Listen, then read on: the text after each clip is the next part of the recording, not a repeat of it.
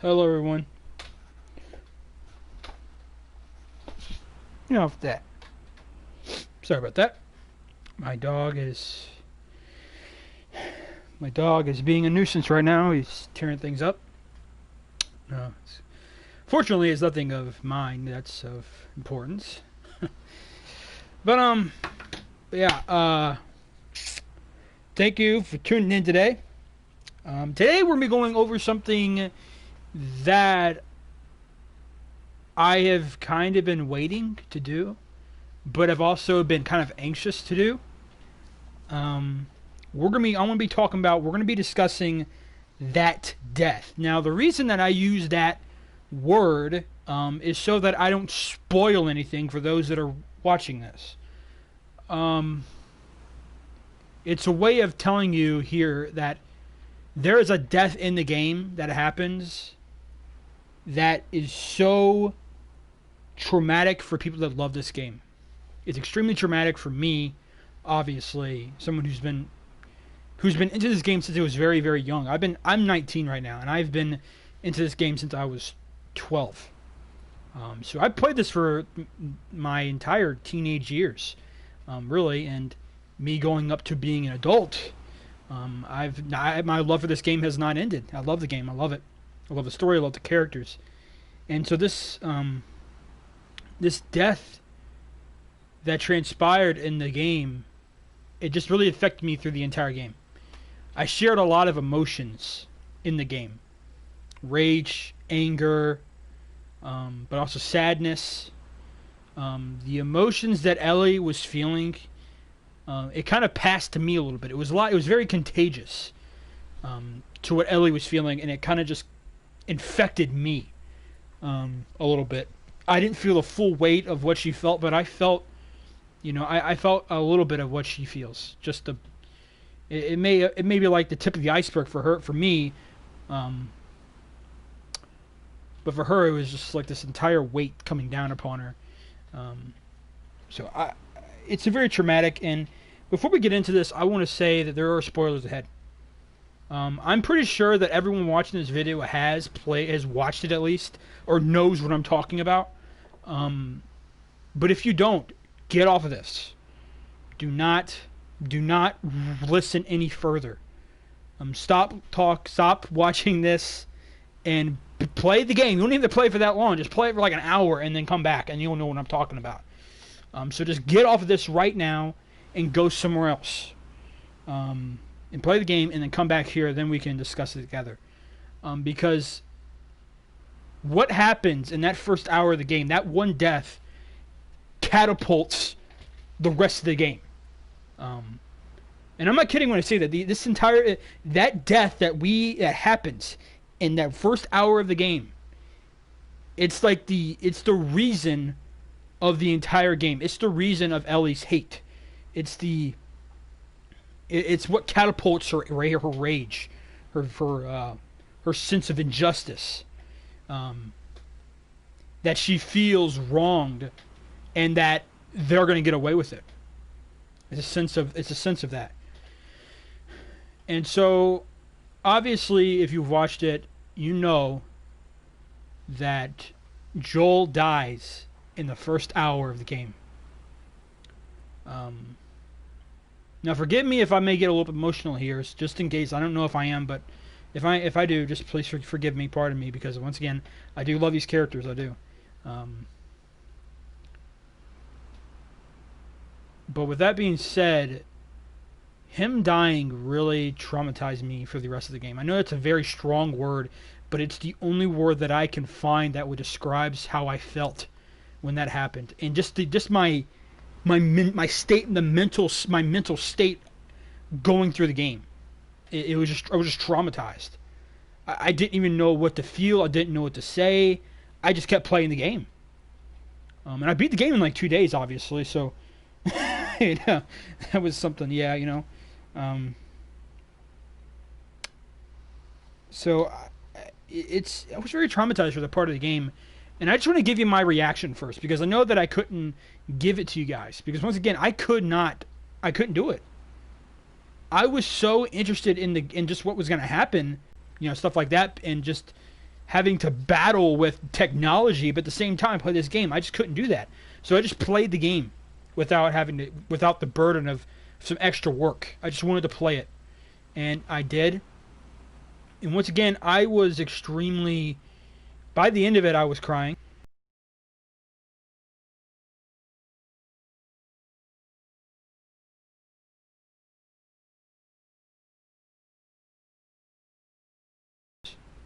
It is simply because of this one event. Is what I mean by ridiculous. Um, but what happened in there, it just triggered this amount of emotional disturbance and trauma, and it very quickly turned to rage. Very quickly turned to hate. And ever since then, Naughty Dog's been getting all this hatred, and it even went so far to receiving death threats. And even Neil Druckmann and Naughty Dog has given out their statement that it's okay if you hate the game. But there's a line where you cross with criticism, and it's going right from criticism to death threats. Those are two different things. Those are two different extremes. And I don't have to explain when I mean that, or I shouldn't have to. Those are two extremes, one and the other. You can't. Hating a game does not mean immediately you go on hating the people that made it. You know, that's just not. That's just not normal, I would say. I guess respectful. It's not something you would do. Obviously, I'm still trying to. I'm playing the game a lot. I'm playing The Last of Us Part 2 over and over again, and I'm starting to understand their decisions more. I'm starting to understand their decisions about the game. And that's what I'm trying to do now. I'm not hating Naughty Dog. I'm not even hating the game. I'm just trying to grasp their decisions and try to understand why they did the things they did. I want to see it. And that's having a very open-minded. I'm very open-minded about this. I'm not close-minded about this at all. I'm not narrow-minded about it at all. I'm very open-minded. I want to know what they were aiming for when they made these decisions to do, to make a decision such as this, to kill off a character so loved by everyone. And when you make a character like this, you yourself fall in love with it. You fall in love with him or her. You do that. There's a certain type of emotional relationship and even bond you have with that character. So yeah, I just want to give you my reaction to it, my thoughts. I believe they could have done better. I think they could have done better. I think Joel's death was very. There were a lot of things that I didn't really understand with it. Like I said, I'm still trying to understand some of the decisions they made, especially circling Joel. Because I remember Joel from the first game. And Joel was I remember the first time that Joel and Ellie met Henry and Sam. Okay? Joel was so scared. And he was very careful around these people. Around those two, it was just a man and his brother. That's it. And his little brother. That's it. But you see here that he's surrounded by a bunch of people that are grown and strong and look like they really know what they're doing. And these people are in the middle of nowhere, and Joel it's like he kind of got too comfortable. He got soft, you know. That's the only way that I can see why he would be like that, is that he just got soft, and it just seems to me that how that happened when he just walked into the lodge. He gives them their name. He treats them like he actually knows them when he doesn't.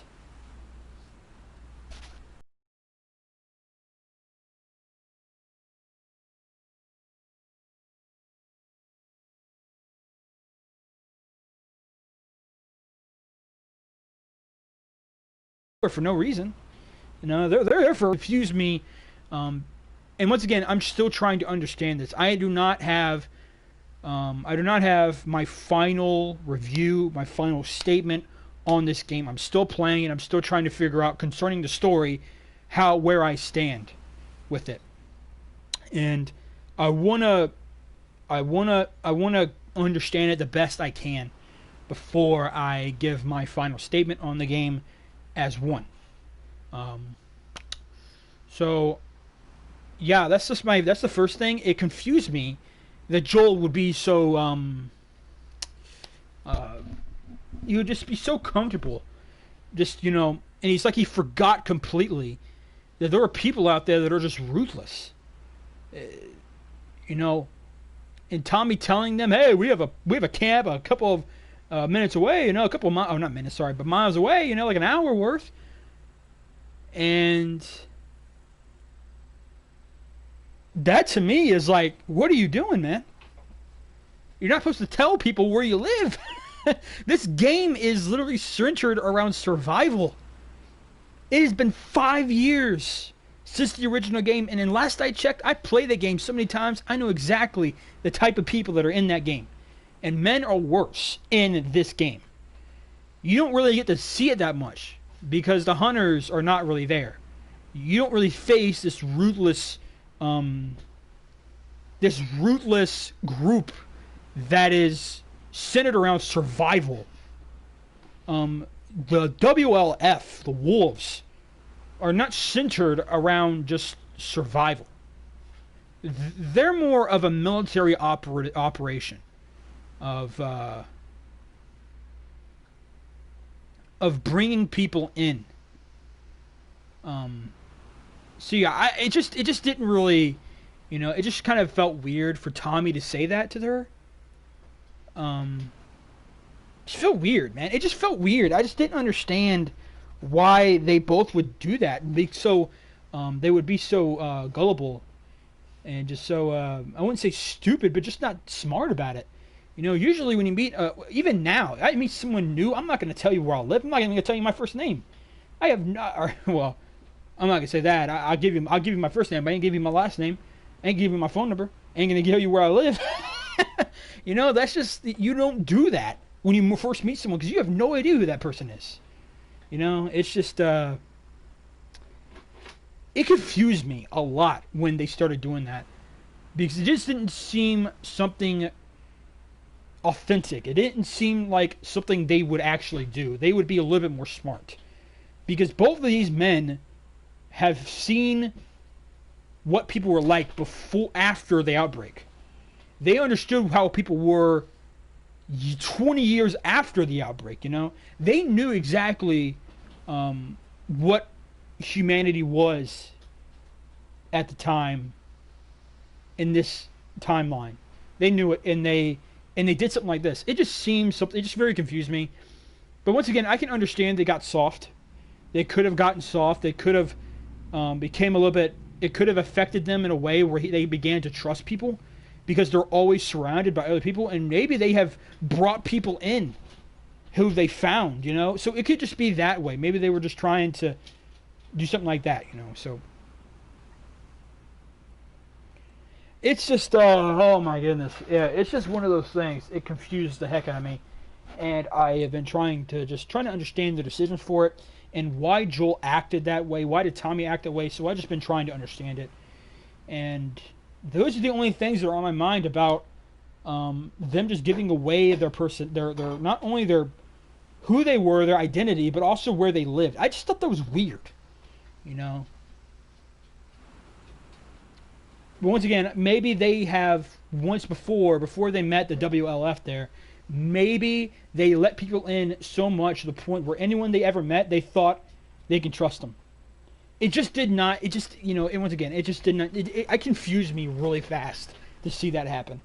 So yeah, that's my thoughts on just Tommy and Joel giving away their identity and where they lived. I thought that was very weird, and it confused me greatly.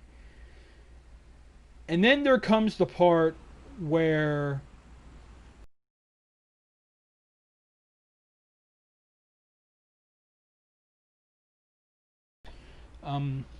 she shot him in the leg with a shotgun.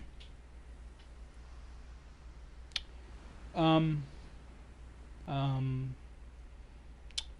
like I said, it's a very, very dark beginning and it's a very dark ending. It's not really a happy story.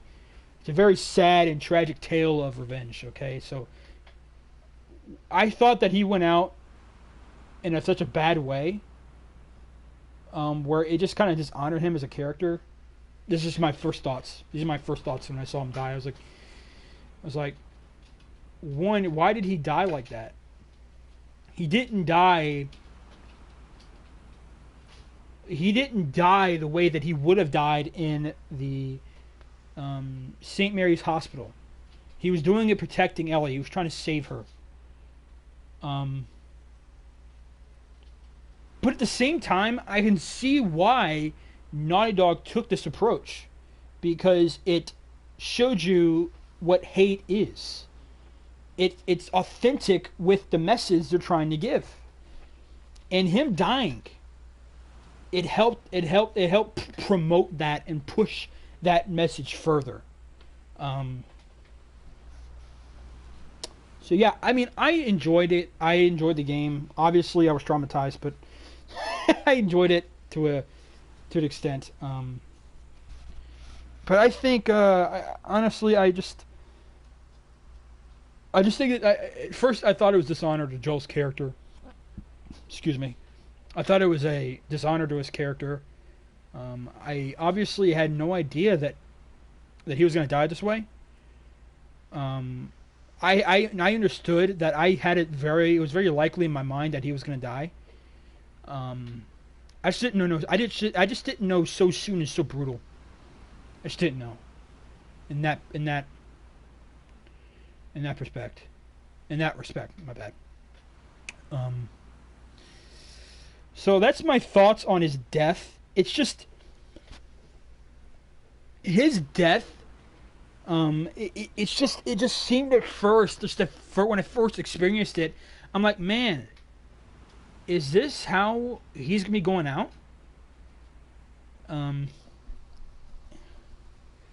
He just dies, not even protecting her. He doesn't even die protecting anyone. He dies for his own sins. He dies for his own things, his own consequences. He died because he hurt someone else. He died because he crossed someone. And it gives you that sense that Joel isn't a good guy. There's a kind of a saying with the Last of Us world: there is no heroes. Sorry about that. My dog's making a bunch of chaos. My bad for that noise in the background. But yeah, it's just one of those things, guys, that I really just, it was hard for me to watch, and there's one more thing that I want to talk about before we go, and that is the topic, of what did his death mean for the story. We already stated that he was dying pretty much for his sins. He got to what he was coming to him, as some people have stated. And with that being said, the reason that I think trying to understand Naughty Dog's approach and decisions when it comes down to his death, it is trying to deliver an amount of symmetry between this game and the first game. They are trying to show you what happens when hatred builds up. It sends you down a dark hole, but it also throws someone else in a dark hole. You see that with Abby and Ellie. Abby, her father dies. She goes into that dark hole. Well, Abby kills Joel, and now Abby practically threw Ellie in that dark hole, and then Ellie went after her friends, and then Ellie threw Abby into that dark hole. I mean, it's like a complete cycle of violence. It's just this constant cycle, this brutal cycle of vengeance, and it's never ending. It just keeps on going, and the only reason it ended was because Ellie didn't kill her. She let her live. That seems like the message to me. As I see it, and I've played it over and over, that's what I see. And that's why I think Joel's death was actually kind of necessary to deliver that message. Was because it needed to show you what vengeance is and what it does, and the only way to cure it. And it is to let go. And just treat each other as you would treat anyone else. Treat others as you want to be treated, as the golden rule, as people would say. So yeah, I mean, it's just that's the only way that I can really see it. Once again, I'm trying to understand the decisions for it, and I want to see why they did what they did. And Lord willing, I will hopefully find out and see what they were doing with it. So yeah, I mean, yeah, that's my thoughts on Joel's death, man. I honestly just do not know really what to think about his death. Because a part of me, the fan part of me, was like, man, they shouldn't have done that. They should have left him alive. At least give him an honorable death. But there's another part of me that says, you know what, for the benefit of the story and the progress of the story, and to promote the story even deeper, he kind of had to die to set that in motion. And once again, he died in a very dishonorable way because of his own actions. It was very weird of him to think that he would kill practically the entire Firefly organization and not have people come after him, you know? And once again, like I said, it's been 5 years, so, you know, it could have been, you know, it could definitely have that into it too, so. But yeah, that's my thoughts on Joel's death. I mean, I don't know what else really to think about his death. Once again, I will be thinking about it. I'll be playing the game still over and over again to just get a better grasp of their decisions toward this and every other decision they made in the game. But this is the very, very first episode for Joel, for a character review. That's what it pretty much is. It's character reviews. I'm going to be going over certain characters, and it's either going to. I don't know which one the next one's going to be. It could be anyone. It could be much as Abby, Ellie, Jesse, Tommy. Tommy is going to be a really good one. I have a thing that I like about this. I'm not going to spoil it, but Tommy actually is bad, dude. He is a bad dude when it comes to.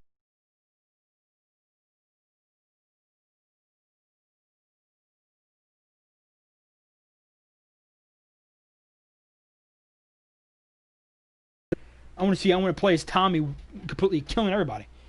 And the only thing I could say to people that are upset with this is to try to understand why they did this. They did not do this to get you upset. They didn't do this to hurt you. They didn't even do this to be controversial. They were trying to promote a story and a message to you, to teach you something about hatred and revenge and vengeance. And you're going to see in life, especially in life, where this might happen. Vengeance will only, it's going to just produce violence and a never-ending dark hole. So, anyways, guys, I hope you guys enjoyed this episode. If you did, either like, consider subscribing, and comment down below if you have any questions, thoughts, or anything like that. And I'll see you guys in the next episode. All right? See you guys later.